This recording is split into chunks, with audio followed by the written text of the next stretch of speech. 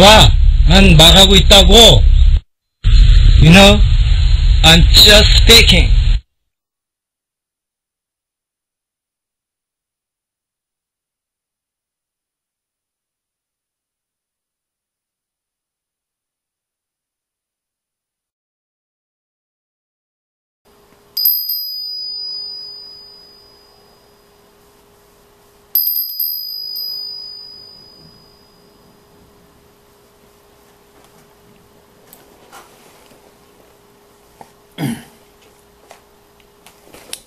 네. 또 한번 만들기 시작하니까 또 자꾸 손 갑니다. 네. 예상대로 오늘로 일주일째입니다. 뭐가 일주일째일까요?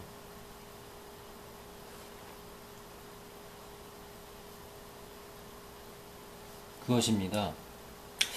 아직도 머릿속에서 지난번에 맴돌았던 그것이 남아있는데요. 일주일 예상하고 있었죠, 제가. 근데 지난번보다는 강도가 좀 약해졌습니다. 머릿속에서 지난번에는 뭐 한 100번 정도 계속 울렸다 싶으면 지금은 뭐 한 두세 번 정도? 많아봤자 10번 정도? 그러다가 싹 사라지고 마는데 강도가 상당히 많이 약해졌습니다. 그래도 지금까지 경험한 바에 의하면 상당히 긴 거라고 생각합니다. 어쨌든 간에 그런데 거의 이 기억력이 머릿속에서 사라질 쯤 해서 오늘 묘한 꿈을 꿨어요. 정말 묘한 꿈을 꿨어요. 바로 꿈속에서 머릿속에서 계속 맴돌았던 사람이 나와서 뭐라 그런 줄 아세요? 나하고 자꾸 뭔가를 흥정하자는 내용이었습니다. 흥정하자는 상황이었죠. 뭔진 모르지만 자꾸 뭔가를 흥정하자는 상황이었어요. 어쨌든 간에 잠에서 깨어나서 정신을 차리고 보니 생각이 드는 게 뭐냐면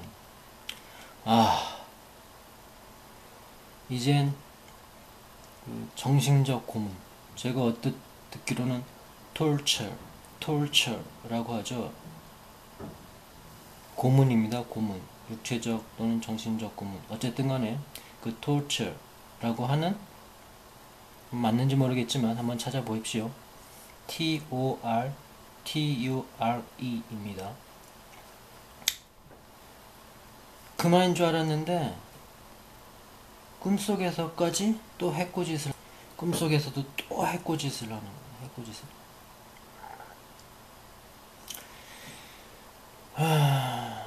그리고 또 한 번 생각나는 게 뭐냐면 갑자기 머릿속에서 디셉션이라고 강하게 지나가는 거예요. 디셉션이 아니고 인셉션. 인셉션이라는 단어가 싹 지나가면서 재빨리 한번 찾아봤는데 몇 년 전에 했던 미국 영화라고 나오더군요. 그래서 그거를 클릭을 해서 찾아봤더니 그 영화에 대한 평론을 한 사람이 있습니다. 근데 참 이상하게 그 사람이 평가를 하기 전에 여러 가지 몇 개 말을 했는데 그 사람이 말한 거하고 내가 생각한 거 상당히 어떤 분야에서는 공감을 할 수 있는 부분이 많더라고요. 그 사람 주장인 즉슨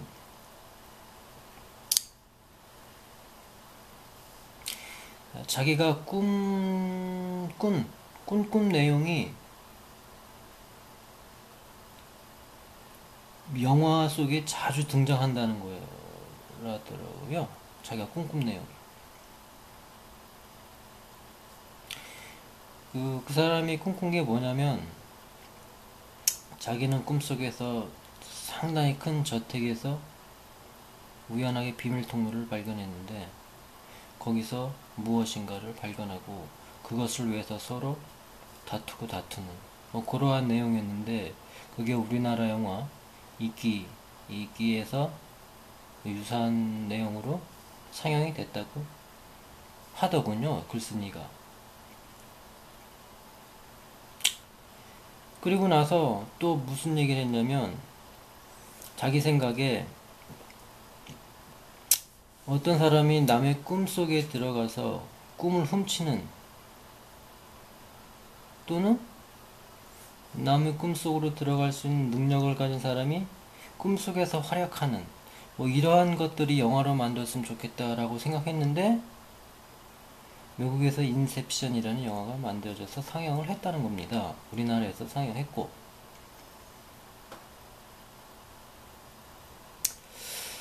자, 그럼 인셉션이 무슨 뜻일까요? 인셉션 INCPTION 인셉션이라고 하죠. 인셉션 뜻은 영화 내용하고 잘 매치가 안 되는데 찾아보면 처음, 시초, 시작이라는 뜻인데 이 영화에서는 무슨 뜻으로 사용됐냐면 남의 꿈속에 들어가서 어떤 생각을 심는 행위 남의 꿈속에 들어가서 어떤 생각을 심는 행위라고 합니다. 그러니까 이 사람은 생각이 심어졌는지도 모르고 그거에 의해서 처음으로 행동을 한다 이거죠. 그러니까 어떤 의미에서 시작, 시초, 처음 뭐 그런 의미하고 될 수도 있는데 참 어렵습니다. 그러니까 뭐 영화 내용을 아는 사람 뭐 아실 것이고 모르는 사람 모르실 것이니까 참 재밌지 않습니까? 남의 꿈속에 들어서 어떤 생각을 심는 행위. 제가 알기로는 이런 뭐 다른 사람의 꿈속에 들어가는 뭐 그런 게 가능하다고 하더라고요. 그리고 또 꿈속에서 생각 훔친다 그러는데 그거는 잘 모르겠어요. 제가 왜 이런 얘기를 하냐면 참 이상하게도 한 일주일 정도 머릿속에서 계속 맴돌다가 거의 사라질 쯤 해서 꿈속에서 보이는 거예요. 그거 참 신기하지 않나요? 그러면서 갑자기 인셉션이라는 단어가 생각이 나면서 내가 그것을 또 찾아보고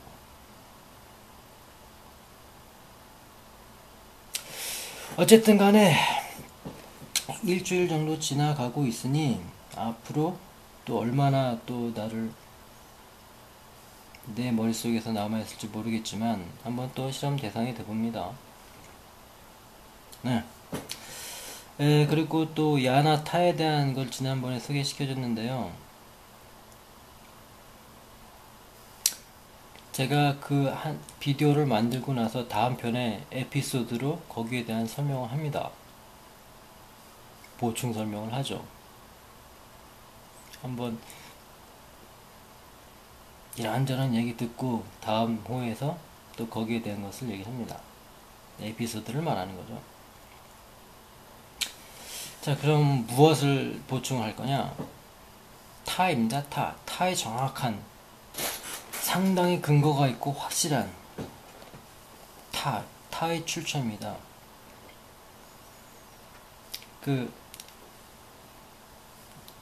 중국이 아니라 서쪽인 인도 또는 팔리 그쪽에서 넘어온 것을 중국의 스님이 음역한 거죠. 그러니까 어떤 것은 음을 따서 붙인 해석한 것도 있고 음과는 전혀 상관없이 그냥 중국어로 해석한 것도 있고 근데 몇 가지 원칙이 있다고 합니다. 절대 해석하지 않고 그 음을 그대로 사용한다는 뭐 그런 것이 있다고 하는데 그 부다라고 부다 B-U-D-D-H-A 부다 그거를 불타라고 썼습니다. 불타 그때 타를 음역한 거죠. 다를 근데 이때 쓰는 바로 지난 시간에 소개시켜줬던 그 타입니다. 바로 요 글자죠. 또 안에 내용을 살펴보면 지난번에 소개시켰던 거랑 비슷하고, 중국에서 그 한자가 무지하게 많잖아요. 그래서 발음도 비슷하고 또 발음도 비슷할 뿐더러 그 안에 담고 있는 내용이 비슷하면 바로 그 글씨를 쓰는 것 같습니다. 그래서 불다도 불타, 불타. 타를 또 다라고 또 읽을 때도 있더군요. 다라니 할 때도 타를 쓰니까. 네, 그리고 또 한 가지. 이 산스크리트 버모 알파벳 A, R을 소개시켜 줬는데, 그 장음은 단음이랑 거의 똑같은데 딱 한 가지가 다릅니다. 마치 장음할 때 점 두 개 붙여서 하는 것처럼 보시는 것과 같이 오른쪽 윗부분에 요런 거를 붙여서 장음을 표시하죠. 이게 바로 제대로 된 발음입니다.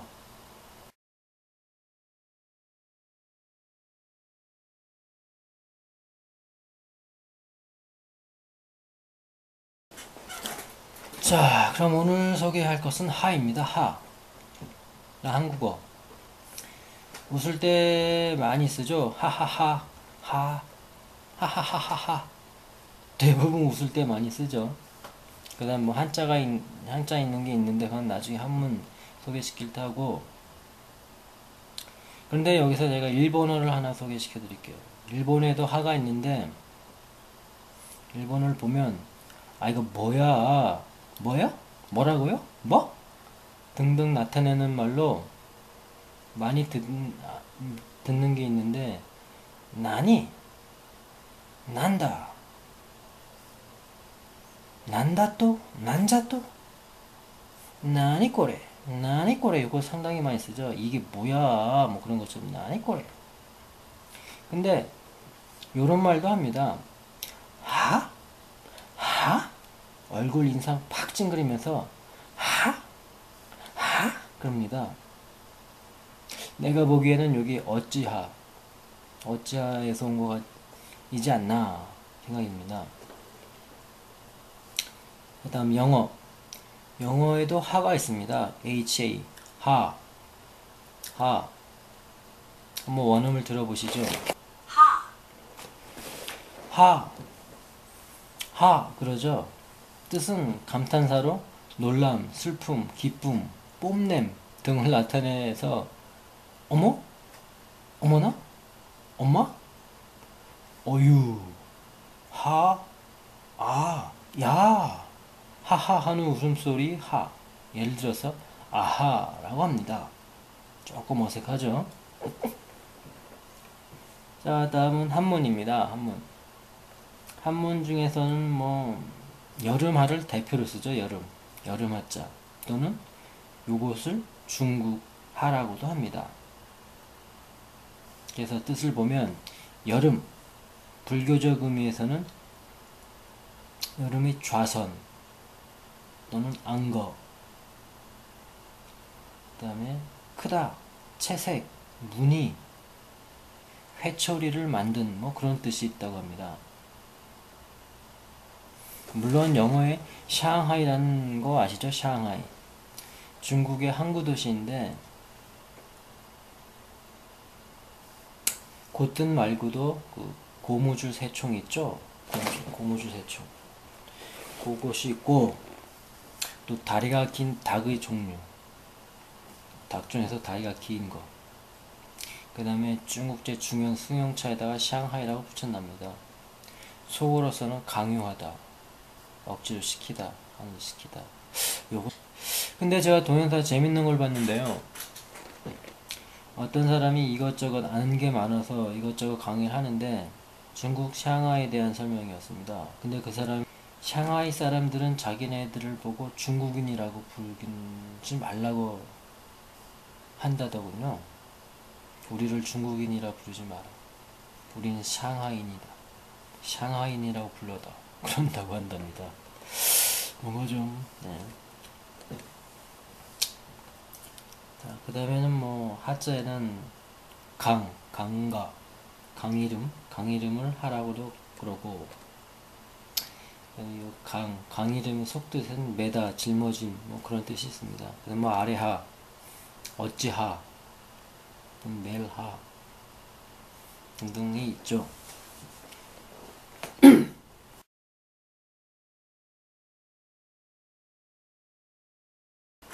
자, 이번엔 산스크리트 버머 알파벳 하입니다. 하.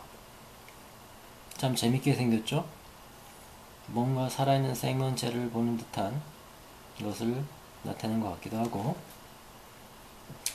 이것도 마찬가지로 거기서 사이트에서 찾아서 알려드리는 건데요. 인과입니다. 뜻은 인과, 원인과 결과. 불교적 입장에서는 사람이 평생 지은 선과 악이 업에 따라 그에 해당하는 가품을 받는 일. 그거 아시죠? 원인과 결과, 인광보 뭐 그런 거 많이 쓰죠. 하. 자, 그 다음에 금강경 산스크리트 발음을 적어놓은 그 해설서를 보게 되면 정심요희분 쪽에 하에 대한 설명입니다. 명사로서 첫 번째 물, 강가, 물. 두 번째 하늘 또는 천국. 세 번째 어찌하. 우리말로는 어찌하여 뭐 그런 정도. 그 다음 네 번째로는 하하 웃음 등이 있고, 예전 15세기까지만 해도 쓰였다고 합니다.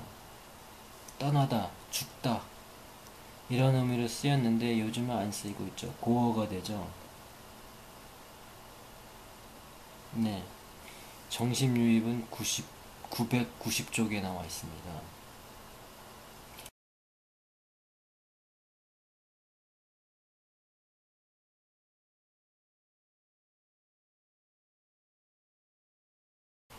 그리고 참고로 산스크리트 전자사전에 찾아보면 하라고 해서 길게 하는 게 있습니다. 장음 하.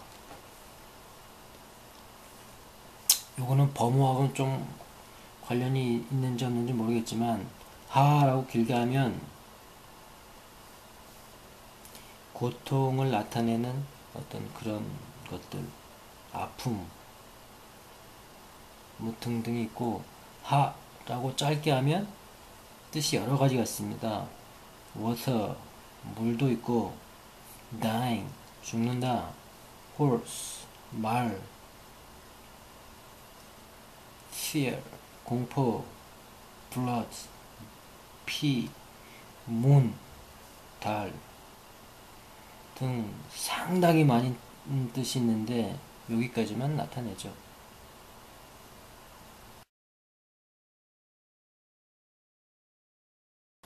네.